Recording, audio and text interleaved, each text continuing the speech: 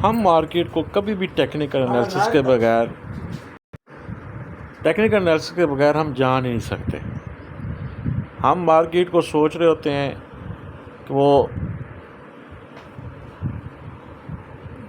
जा रही, अप जा रही, ठीक हो गया जी। हम मार्केट कह रहे हैं अप जा रही है, अप जा रही है, हम बाई करना की कोशिश कर रहे होते, लेकिन एक्चुअली मार्केट ऐसा नहीं कर रही होती। मार्केट क्या कर रही होती है, मार्केट ने अपना उसका एक पैटर्न है, उस पैटर्न के तहत उसने जाना होता है, ठीक है जी। फिर वहाँ से उसने करेक्शन करनी होती है, करेक्शन करके फिर अप जाना होता है। तो हमें मार्केट की इस सिचुएशन को, स्ट्रक्चर को समझना हमारे लिए बड़ा ज़रूरी है। तो मार्केट को, स्ट्रक्चर को समझने के लिए हमें उसकी हर चीज़ का, हमें प्राइस एक्शन का पूरा तौर पर हमें पता होना चाहिए कि हमारे पास इस वक्त कैंडल कौन सी कहाँ पे कैसे बन रही है। उसके बगैर हम नहीं आगे जा सकते। तो आज हम इंशाल्लाह करते हैं कि हमारे पास बेसिकली प्राइस एक्शन के लिए कौन कौन सी चीज़ें होती हैं, किन चीज़ों को हमने अंडरस्टैंड करना होता है। तो सबसे पहले हमारे पास ट्रेंड लाइन होती है। ट्रेंड लाइन, जब तक आपको नहीं पता होगा मार्केट के अंदर ट्रेंड क्या चल रहा है, ट्रेंड लाइन से मुराद है कि ट्रेंड चल क्या रहा है मार्केट का, हमने उस मार्केट के ट्रेंड को समझना है। जब हमें मार्केट का ट्रेंड समझ आ जाएगा तो हम मार्केट को आराम से कंकर कर सकते हैं। तो उसके लिए हमें ट्रेंड को समझने की ज़रूरत पड़ती है। और हमें बेहतरीन जो हमारा काम होता है, हमने सपोर्ट और रेजिस्टेंस, SR से मुराद सपोर्ट्स और रेजिस्टेंस, हमने अपनी सपोर्ट्स और रेजिस्टेंस को हर हाल में ड्रा करना होता है। काफ़ी सारे लोग मैंने देखे जो सिर्फ सपोर्ट और रेजिस्टेंस बेस्ड पे ही सारी वर्किंग करते हैं।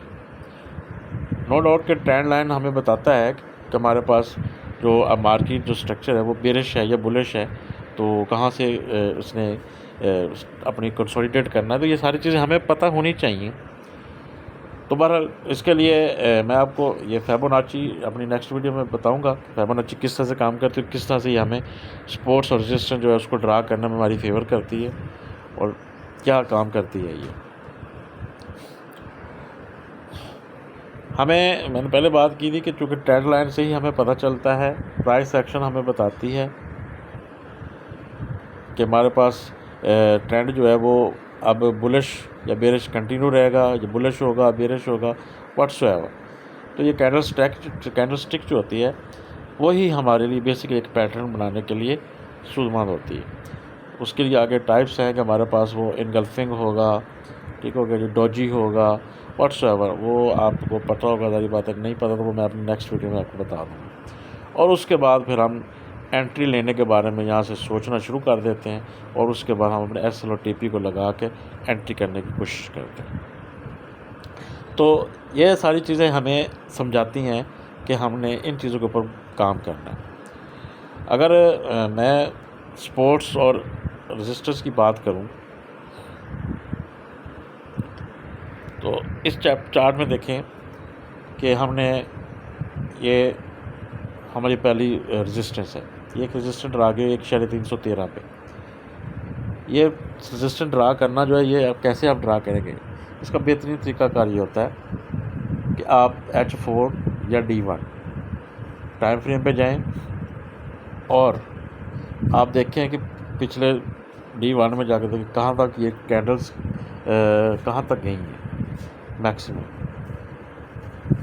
किस रेंज से किस रेंज तक गई हैं, कहाँ तक गई हैं, ठीक है। उन रेंजेस को आप निकालें, उनके ऊपर आप ये हॉरिजॉन्टल लाइन जो है वो जब हम ड्रा करते हैं तो हमें वो बता देती है कि हमारे पास ये हमारी जो ऑलमोस्ट रेजिस्टेंस लाइन रहा कुछ पॉइंट्स के लिए। अब ये जो हमने ड्रा कर दी दूसरी लाइन, ठीक हो गया। ये हमने सारे पैटर्न्स को देख के, सारी कैंडलस्टिक को देख के, चार्ट्स को देख के ये मैंने ड्रा किया। अब ये आपको आ जाएंगे, आसान काम है, कोई मुश्किल काम नहीं।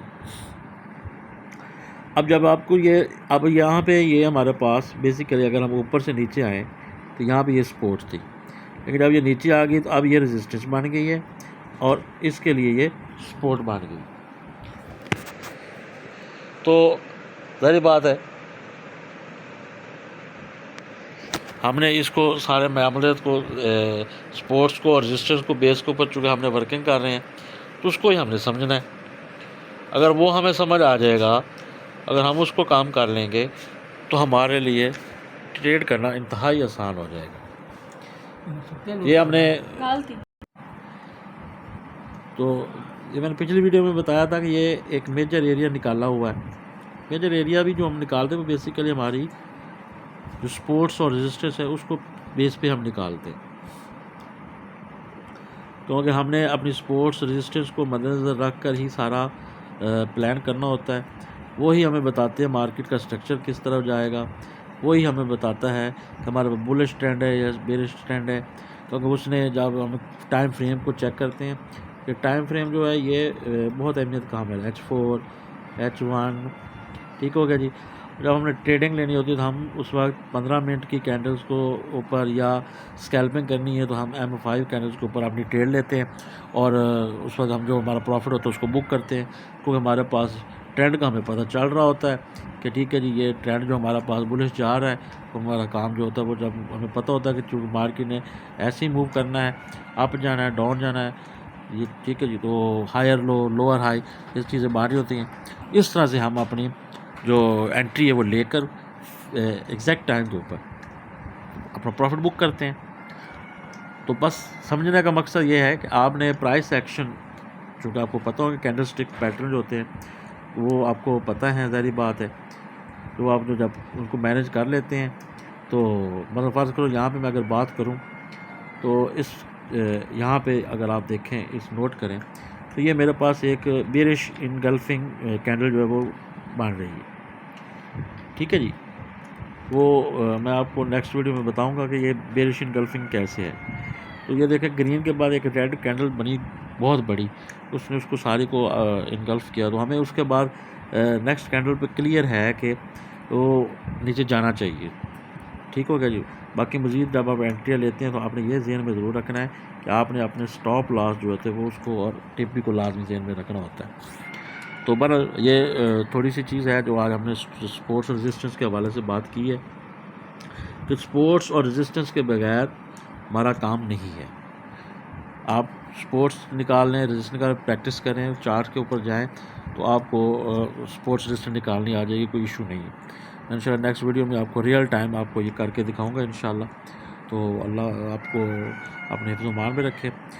इंशाल्लाह ये कोई मुश्किल काम नहीं है, लेकिन सीखना है, प्रैक्टिस करनी है तो आप मार्केट को आराम से कैप्चर कर सकते हैं।